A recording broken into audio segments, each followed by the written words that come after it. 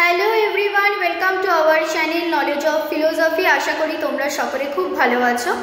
আজকে আমরা আলোচনা করব প্রাকল্পিক আর বৈকল্পিক বচন।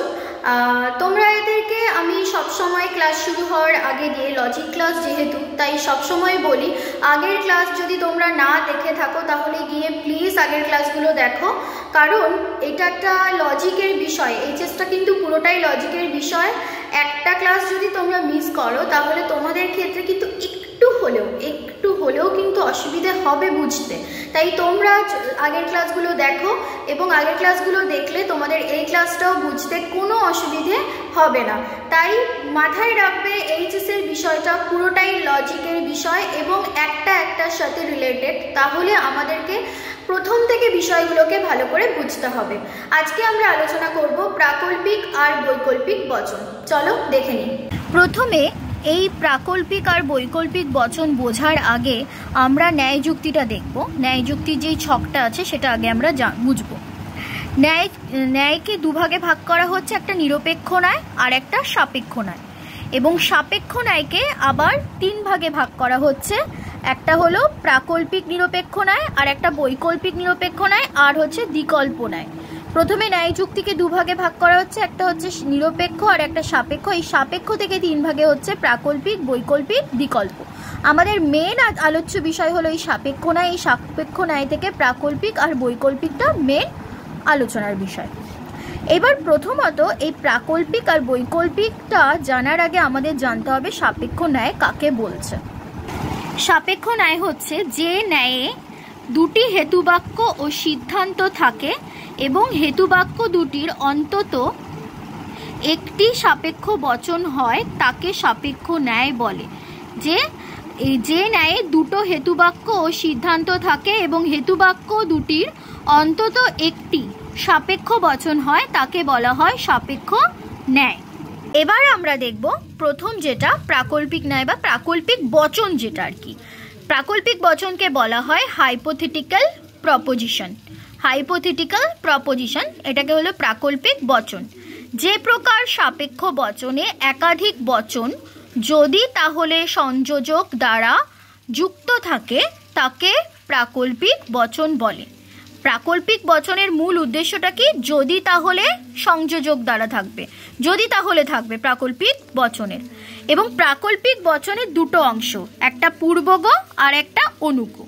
পূর্বগ কোনটা বলছে?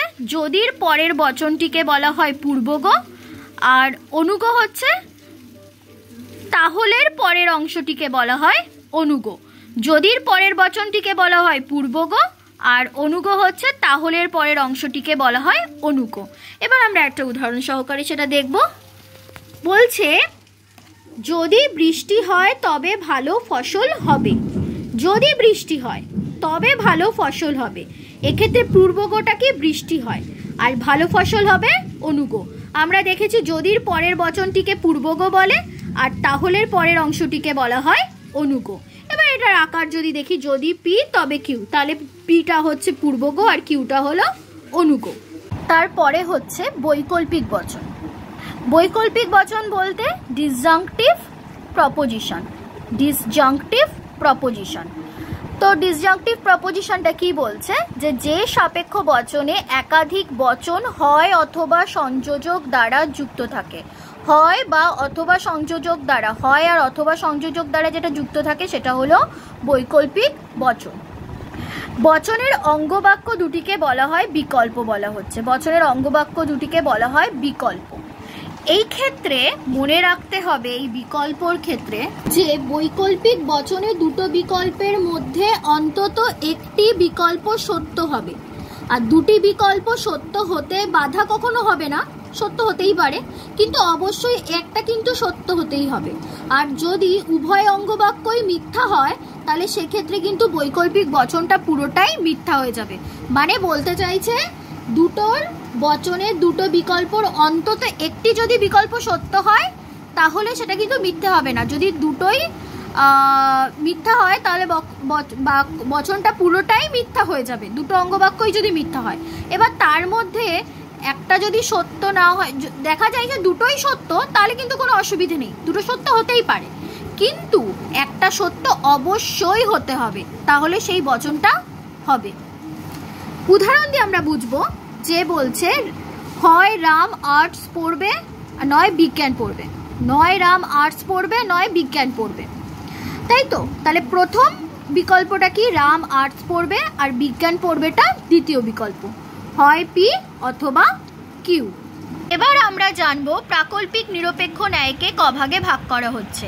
প্রাকল্পিক নিরপেক্ষ ন্যায়কে দুভাগে ভাগ করা হচ্ছে, একটা হচ্ছে গঠনমূলক বা স্বীকৃতিমূলক, আর একটা ধ্বংসমূলক বা অস্বীকৃতিমূলক। তাহলে গঠনমূলক কাকে বলছে? যে প্রাকল্পিক নিরপেক্ষ ন্যায়ে অপ্রধান হেতুবাক্যে পূর্বগকে স্বীকার করে সিদ্ধান্তে অনুগকে স্বীকার করা হয় তাকে বলা হয় গঠনমূলক প্রাকল্পিক নিরপেক্ষ ন্যায়।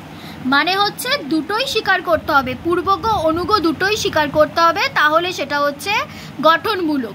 আর এর বৈধ মূর্তি হচ্ছে মোডাস পোনেস। মোডাস পোনেস মানে হচ্ছে এমপি, মানে মোডাস পোনেস। তাহলে কি হচ্ছে? যদি পি তাহলে কিউ, পি অতএব কিউ, এটা হলো মোডাস পোনেস মানে এমপি সূত্র। এইবার আমরা দেখব হচ্ছে ধ্বংসমূলক বা অস্বীকৃতিমূলক। আচ্ছা, তার আগে আমরা দেখে নেব এই মোডাস পোনেসের একটা আকার দেখে নেব উদাহরণ হিসেবে। যদি রীতা আসে তাহলে আমি যাব, রীতা এসেছে আমি যাব। এখানে কিন্তু রীতা আসে আমি যাব দুটোকেই স্বীকার করা হচ্ছে, তাই এটা হলো গঠনমূলক। এবং কি? তাহলে পি কিউ, তাহলে পি আর কিউ নামলো, ঠিক আছে? প্রথমে রীতা আসে, একটা পূর্ব রীতা আসে, তারপরে হচ্ছে আমি যাব। এক্ষেত্রে পূর্বগ কি? রীতা আসে, রীতা আসে মানে রীতা এসেছে, এটা পূর্বগ। আর অনুগ হলো আমি যাব। এইবার আমরা দেখব ধ্বংসমূলক। ধ্বংসমূলকটা কাকে বলছে? যে যে প্রাকল্পিক নিরপেক্ষ ন্যায়ে অপ্রধান হেতু বাক্যে অনুগকে অস্বীকার করে সিদ্ধান্তে পূর্বগকে অস্বীকার করা হয় তাকে বলা হয় ধ্বংসমূলক প্রাকল্পিক নিরপেক্ষ ন্যায়। এখানে কিন্তু বলেই দিয়েছে ধ্বংসমূলক বা অস্বীকৃতিমূলক, তাই তো?